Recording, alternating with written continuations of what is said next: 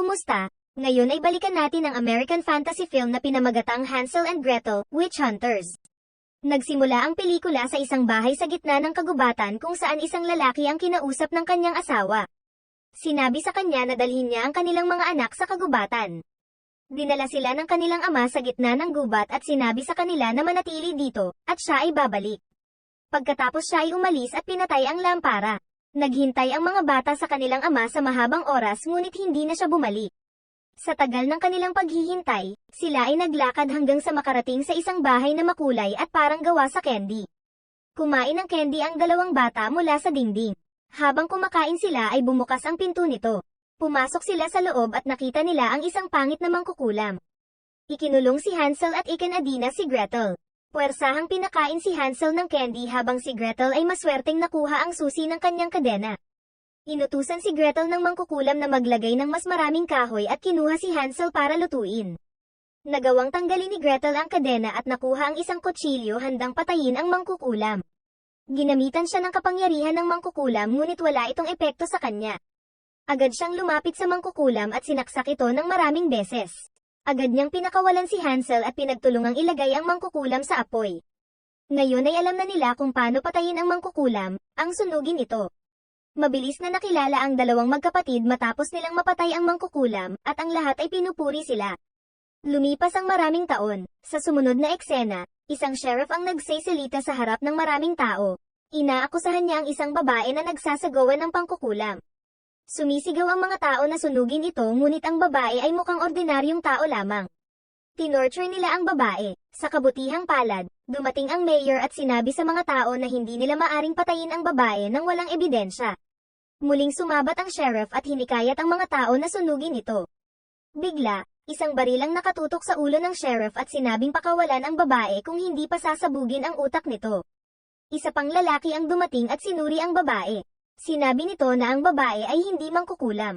Sila ang magkapatid na Hansel at Gretel. Inupahan sila ng alkalde upang hanapin ang mga nawawalang bata. Pinakawalan ni Hansel ang babae na ikinagalit ng sheriff. Ininsulto niya ang magkapatid ngunit hindi maganda ang inabot niya kay Gretel. Sa sumunod na eksena, nagtungo ang magkapatid sa isang bahay kung saan may nakatirang mangkukulam. Inatake ito ni Gretel, ngunit mabilis itong tumakas palayo. Bumagsak ito dahil sa trap na inilagay ni Hansel. Ang mangkukulam ay mabilis at hindi madaling patumbahin. Nang maabyutan nila ito, pinagtulungan ng magkapatid ang mangkukulam ngunit hindi sila umubra. Hanggang sa matamaan ito ng pana sa paa at ibinitin patiwari. Pagkatapos ay pinatay ito ni Hansel. Sa sumunod na eksena, ipinakita ni Gretel sa mayor ang isang scroll na nakuha sa bahay ng mangkukulam na nagpapakita na ang blood moon ay darating sa loob ng 3 araw, at ang araw na ito ay banal sa mga mangkukulam. Itinurok ni Hansel ang isang shot ng insulin para pigilan ang magic na nakuha niya nung kumain siya ng candy ng mangkukulam. Ibinigay sa kanila ni Mayor ang kalahati ng pera at ibibigay sa kanila ang natitira pagkatapos nila hanapin ang mga bata. Nakilala nila si Jackson na alam ang pasikot-sikot sa buong kagubatan. Alam din niya ang lugar kung saan huling nakita ang mga bata. Kinagabihan, ipinadala ng sheriff ang kanyang mga tauhan para hanapin ang mga bata at gagantimpalaan ang mga ito sa bawat batang maliligtas nila. Sinabi din na tapusin ito bago pa magawa nila Hansel at Gretel. Nagtayo ng kampo ang mga lalaki sa gitna ng kagubatan at habang kumakain sila, lumitaw ang Evil Grand Witch sa harap nila. Sinabi nila na nandito sila para hanapin ang mga nawawalang bata.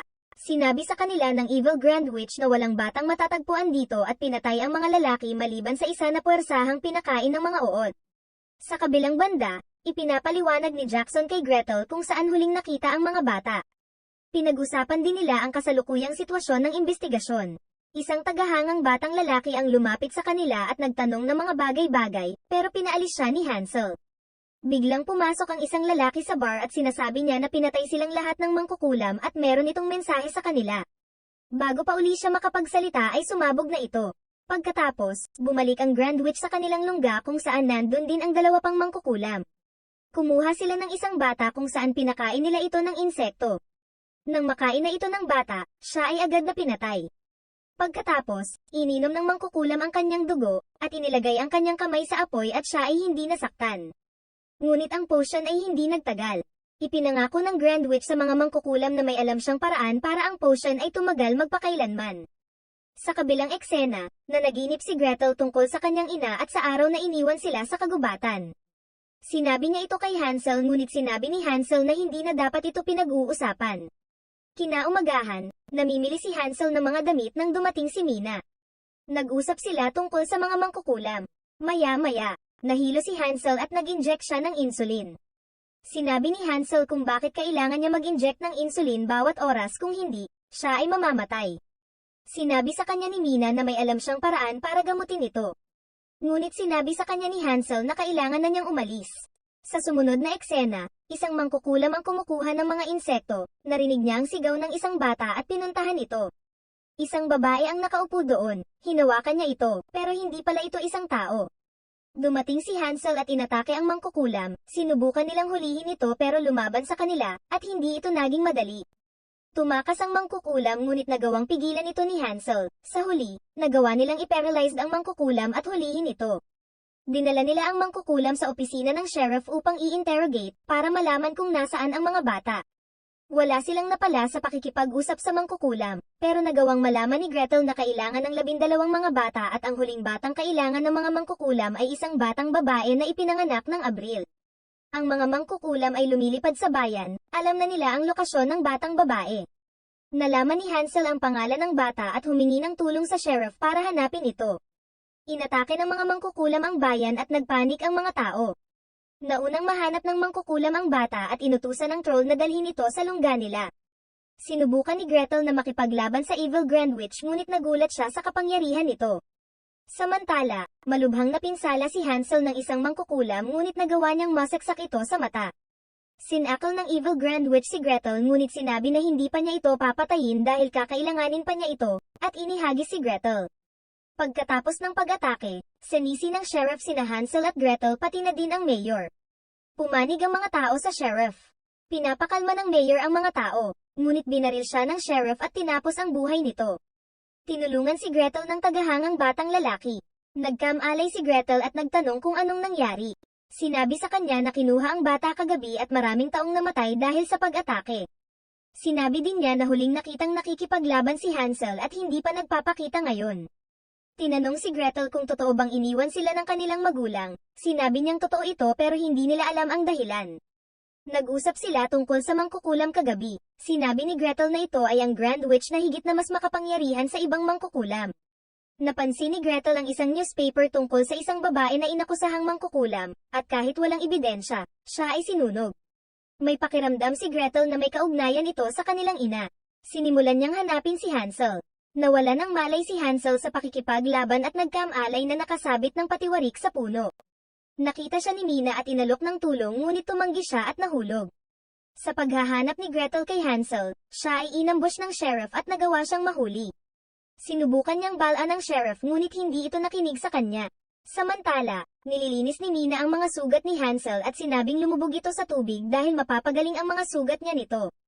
Pumayag si Hansel at sabay silang naligo. Nakita ng troll ang mga lalaki na sinasaktan si Gretel. Pinapanood sila ng troll habang binabalak na patayin ng sheriff si Gretel. Maya-maya pa, lumabas ang troll sa kanyang pinagtataguan at pinatay ang sheriff at ang lahat ng mga tauhan nito. Dinala ng troll ang walang malay na si Gretel at ginamo ang kanyang mga sugat. Binigyan si Gretel ng tubig. Tinanong niya ang troll kung bakit siya iniltas ngunit naglakad ito palayo at sinabi ang kanyang pangalan. Kinagabihan, nakakita si Hansel ng abandonadong bahay, pumasok siya sa loob, nang biglang, may umatake sa kanya. Ito pala ay si Gretel at muli silang nagkasama. Hindi nila alam kung nasaan sila kaya sinuri nila ang paligid. Napagtanto nila na ito ang kanilang bahay noong bata pa sila. Sinabi ni Gretel kay Hansel na maaring ang kanilang ina ay mangkukulam dahil hindi sila tinatablan ng mga spell ng mga mangkukulam. At nang biglang, dumating ang Evil Grand Witch. Ibinunyag sa kanila na ang kanilang ina ay isang Grand White Witch na pinakamalakas na mangkukulam. At ang huling sangkap sa kanilang potion ay ang kanyang puso para hindi sila tablan ng apoy magpakailanman. Itinago sila ng kanilang ina nang akusahan siya ng taong bayan na isang mangkukulam. At ito nga ay totoo. Ipinadala sila sa kagubatan para iligtas sa pag-uusig. Sinunog siya ng buhay at nang bumalik ang kanilang ama, siya ay binitay. At sinabi sa kanila ng Evil Grand Witch na ang huling sangkap ay ang puso ni Gretel. Sinubukang ipagtanggol ni Hansel ang kanyang kapatid ngunit mabilis lang siyang tinalo at siya ay nawala ng malay. Nagising uli siya na ginagamot ni Mina ang kanyang sugat.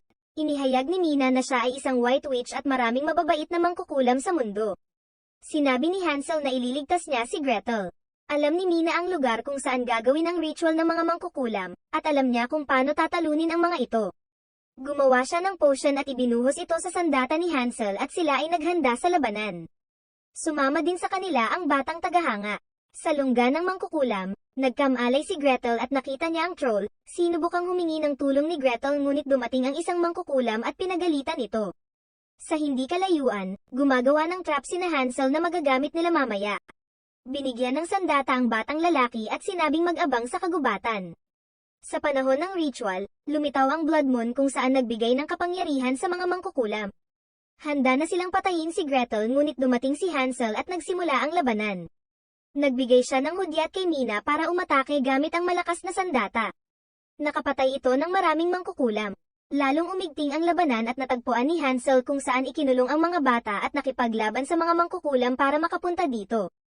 Puwersahang pinakain ng isang mangkukulam ang mga bata ng nakamamatay na mga insekto ngunit napatay ito ni Hansel, at ang Grand Witch ay lumapit kay Gretel para patayin, at biglang, sinuntok ito ng troll. Pinakawalan ng troll si Gretel at nang makita ito ng Grand Witch ay pinalipad niya ang troll.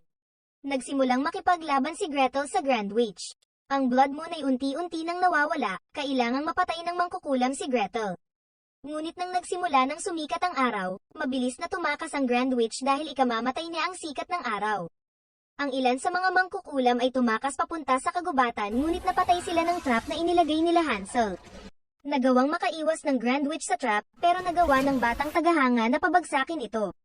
Nagawang makapunta ni na Hansel, White Witch at ang batang lalaki sa lugar ng Grand Witch ngunit nakita nila ang isang bahay na gawa sa candy. Inatake ng Grand Witch si Mina na ikinawala nito ng malay at ginawang hostage ang batang lalaki. Sinubukan lumaban ni Hansel ngunit napatumba siya. Papatayin na sana si Hansel ngunit inatake ni Mina ang Grand Witch. Sinaksak ng Grand Witch si Mina. Pinagbabaril ni Hansel ang Grand Witch at tumapon ito sa loob ng bahay. Sa kasamaang palad, namatay si Mina sa mga bisig ni Hansel. Pumasok si Hansel sa loob ng bahay at nilabanan ang mangkukulam, dumating din si Gretel at pinagtulungan nila ito. Nagawa nilang matalo ang Grand Witch at pinutol ang ulo nito. Natapos ang pelikula na sinusunog ang mangkukulam. Nakabalik ng ligtas ang mga bata at ibinigay sa mga witch hunters ang kanilang pabuya. Nagpatuloy sina Hansel at Gretel sa paghunt ng mga mangkukulam kasama ang batang lalaki.